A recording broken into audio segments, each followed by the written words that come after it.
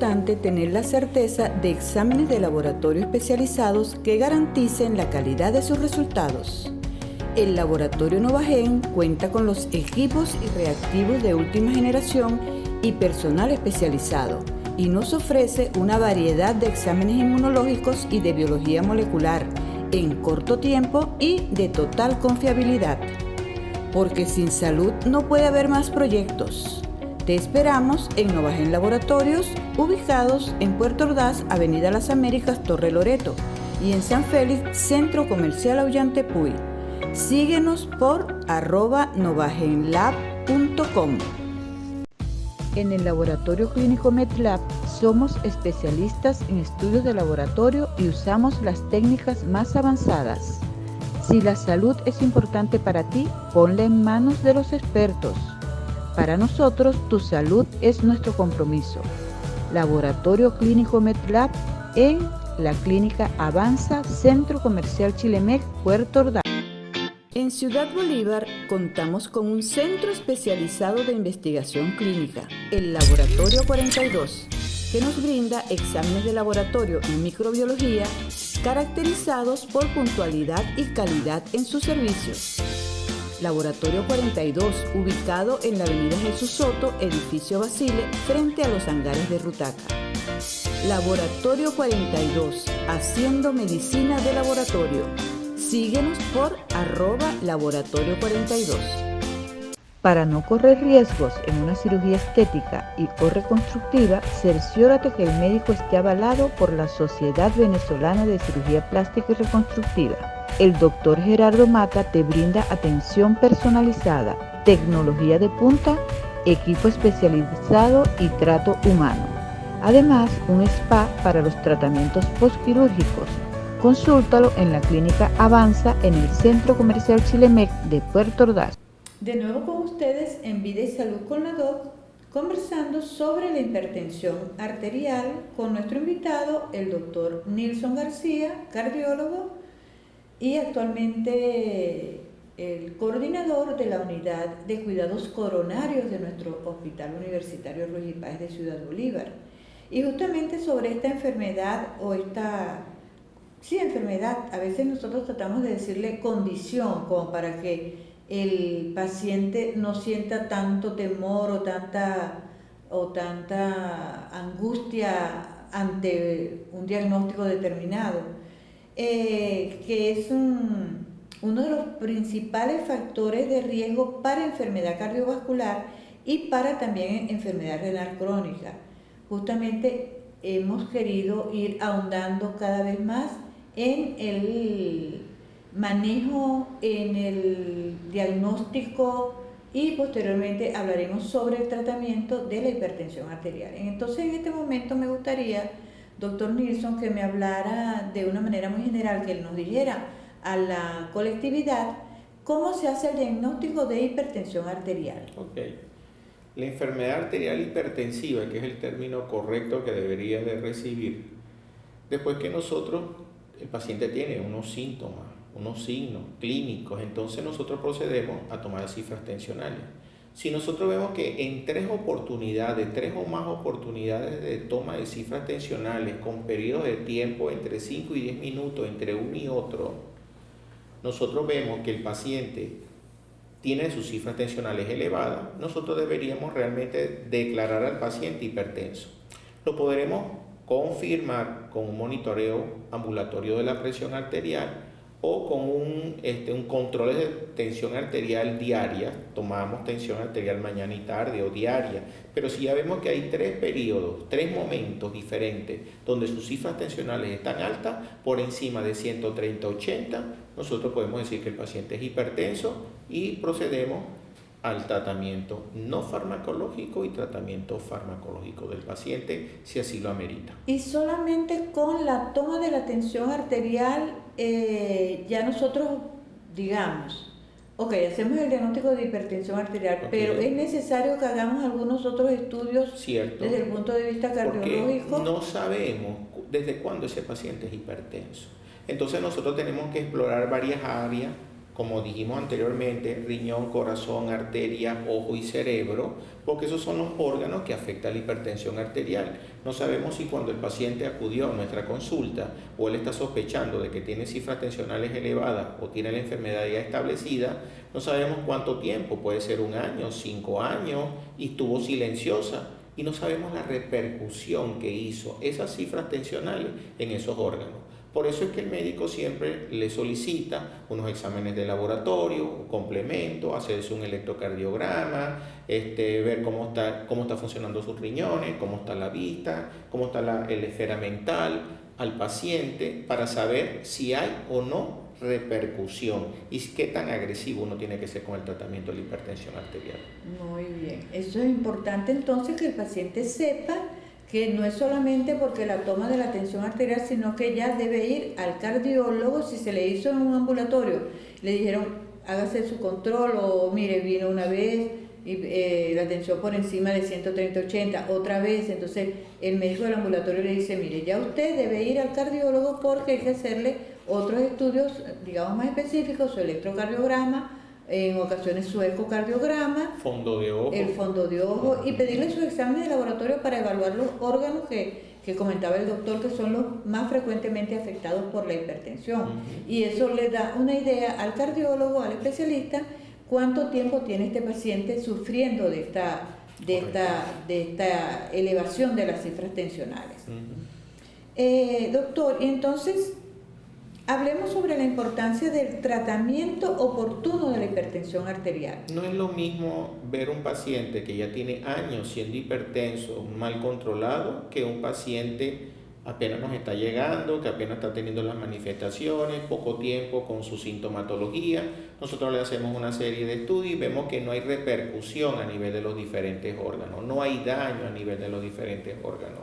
Entonces decimos, mire, este paciente probablemente está debutando como hipertenso, ya sabemos que podemos trabajarlo con medicamentos a baja dosis, y entonces no hay que ser tan extremo con el paciente a otros que tengan unas cifras tensionales muy elevadas, que tengamos que hacer combinaciones de 2-3 medicamentos para poderle controlar las cifras tensionales. Siempre la modificación de estilo de vida, el bajo consumo de sal, es algo que les cuesta a los pacientes, pero tenemos que modificar ese hábito, porque ya tienes una enfermedad llamada enfermedad hipertensiva y tienes que buscar maneras de bajar el consumo de sal. Tienes que considerar moderar o cambiar situaciones de estrés, tienes que dejar de ser sedentario. La Organización Mundial de la Salud nos dice que cuando nosotros tenemos más de 4 meses caminando 5 días a la semana, media hora, dejamos de ser sedentarios. Entonces, todas estas condiciones, y sobre todo las bebidas, hay bebidas que aumentan cifras de tensión arterial, hay alimentos que aumentan cifras de tensión arterial.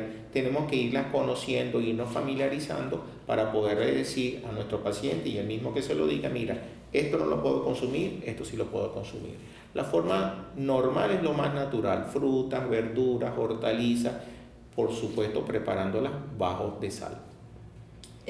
Sobre todo evitar los enlatados y los embutidos, que dijimos que tenían mucha sal para preservar estos alimentos. Entonces evitar todo lo que venga enlatado, embutido y hasta lo que viene en la sal que vienen estos alimentos que están preservados es 5 veces más potente que la sal común, porque son saborizantes, realzan el sabor, pero a expensas de un tipo de sal que es más apetecible, pero también es más dañina. Claro. Entonces eso Doctor, es algo que tenemos que ¿qué le dice usted a un oriental cuando quiere comer pescado salado? No es fácil. Yo lo puedo invitar y le puedo decir, vamos a comernos nuestro pescado, no hay ningún problema. El problema es consumirlo bajo de sal. Bueno, el pescado salado lo ponen a desaguar, como dice uno, pero varios días, pero todavía tiene mucha sal. Tiene que estar mucha sal. Hay inclusive sitios de costas donde ya están sustituyendo al cloruro de sodio por cloruro de potasio, que es otra sal, y el potasio baja la tensión arterial. ¡Ay, qué bueno! Entonces hay sitios donde en vez de buscarse cloruro de sodio, buscan cloruro de potasio. Es una alternativa, es un saborizante, y no va a percibir mayormente esa cantidad de sal, o no va a tener que utilizar esa cantidad de sal tan alta. Una de las cosas, doctor, en este tiempo de pandemia, ¿qué ha visto usted? Nada más le voy a preguntar respecto a dos factores dos factores de riesgo que pueden ser o deben ser modificados en este tiempo de pandemia, que es el estrés y el sedentarismo. ¿Qué ha visto usted en su consulta, ya en su unidad de cuidados coronarios? Los pacientes vienen muy ansiosos, muy nerviosos. Por lo general están a punto de tener ya tratamiento psiquiátrico. Tiene que evaluarlo un psiquiatra, porque es tanta la ansiedad, la angustia, trastornos de pánico, trastornos depresivos, trastornos de ansiedad. Es lo que hemos visto ahorita con esta pandemia, porque realmente es algo que nos cayó de sorpresa, no a nosotros, al mundo completo. Y entonces todavía no sabemos cómo manejar mucho esta pandemia. No es fácil esta situación que estamos viviendo a nivel mundial y a nivel nacional, que también tenemos otros problemas agregados. Hoy día, por ejemplo, se sabe que una situación socioeconómica es un factor de riesgo desde el punto de vista cardiovascular, porque ya sabemos cómo afecta las situaciones mentales, las situaciones sociales al corazón, a la hipertensión arterial. El mismo medio ambiente, hoy día estamos involucrando al medio ambiente con la contaminación hacia enfermedades cardiovasculares, o sea que vamos un poco más allá. O sea, tenemos que tener más bien condiciones muy saludables para tener poca repercusión cardíaca. Hoy hemos visto, lamentablemente se nos da poca información o no tenemos esa información, donde la primera causa de mortalidad a nivel nacional y a nivel del mundo son las enfermedades cardiovasculares, y ahí está metida la hipertensión arterial como una de las que puede desencadenar cualquier otra variante. Entonces, no conocemos eso, no le damos la importancia, y por eso la repercusión que estamos teniendo. A veces nuestros pacientes ante esta pandemia se complican porque son hipertensos y no lo saben, o porque están mal controlados, y ante la pandemia entonces acudieron, de repente se autoadministraron con X analgésicos, y hemos dicho que hay algunos analgésicos que más bien suben la tensión arterial. No tenemos el conocimiento para el manejo. Además se nos une en nuestro país la situación socioeconómica, donde los medicamentos antihipertensivos, que son medicamentos de uso a diario de muchísima parte de la población, ha subido muchísimo de precio, y muchas veces no lo toman por eso, y justamente ahí vienen las complicaciones. Entonces, debemos insistir que nuestras autoridades crean una forma de cómo el paciente pueda adquirir los medicamentos antihipertensivos. A veces hay pacientes que lamentablemente no les da su sueldo para su tratamiento de hipertensión. La gran mayoría, lamentable. Ahí vienen entonces vienen las complicaciones con otras enfermedades, y no es fácil el manejo. Yo creo que esto es algo más de interés nacional, de autoridades a nivel central, donde sepan, entiendan que tenemos algo que está por encima de la pandemia, que es enfermedades cardiovasculares. Existen programas para el HIV, existen programas también para el cáncer de cuello uterino, donde sí hay ayuda por parte de las entidades del Estado, del gobierno, etcétera, etcétera. Pero para el paciente con enfermedades cardiovasculares está desprotegido. Existen programas para diabetes, insulina, que las puede buscar el paciente en algunos sitios, quizás con irregularidad, pero los puede. En cambio, con medicamentos, fármacos antihipertensivos, adolecemos de esa situación. Necesitamos hacer un llamado a las autoridades para que suministren, busquen una forma de decirle a los pacientes hipertensos, que hoy día se habla entre 30 y 40% de la población mundial. Si estamos en Venezuela, estamos hablando de que existen alrededor de 20 millones de personas mayores de 18 años en adelante. El 40% de ellos son hipertensos. Entonces estamos hablando 8 millones, por ahí alrededor, 8 millones de personas que tienen que estar tomando tratamiento para la tensión arterial y que no tienen con qué. No tienen con qué, punto. No se le puede decir otra cosa, porque son medicamentos que están dolarizados, son medicamentos que vienen importados, son medicamentos costosos, y el poder adquisitivo no le da al paciente. Sí, es una situación bastante complicada para nosotros en nuestro país. Bueno, además de la pandemia, nuestra situación económica, y que son medicamentos que son obligatorios para la calidad de vida del paciente, porque si no van a ser complicaciones en pacientes jóvenes. El Estado no sabe cuánto se ahorraría si suministra un medicamento antihipertensivo. Nos evita los infartos, nos evita los accidentes cerebrovasculares, nos evita los pacientes ya con diálisis. Es triste que un paciente, por no tener un buen control de la tensión arterial, termine en diálisis. Y ahí sabemos cómo se acorta la expectativa de vida de mucha gente. Ok, vamos a continuar la conversación que está tan agradable y tan ubicada en nuestra realidad con el doctor Nilson García, acá en Vida y Salud con la Doc, y nos vemos en la próxima.